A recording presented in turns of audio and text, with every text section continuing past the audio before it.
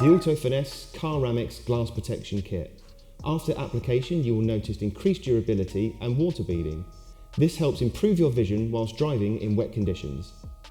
Before application, please make sure you have read the instruction manual fully and have all recommended components to hand. This ensures the process is seamless and easy. Firstly, ensure your vehicle is clean, cool and out of direct sunlight. Treat each window individually from start to finish.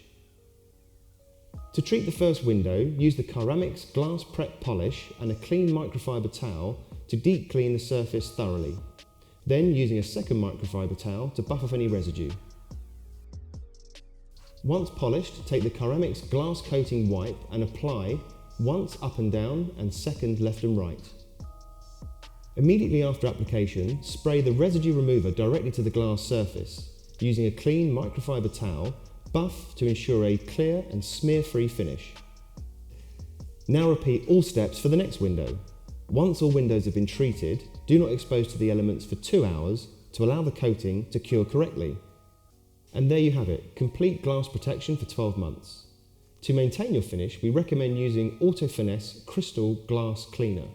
For more information on the complete range, please go to www.autofinesse.co.uk/Caramics.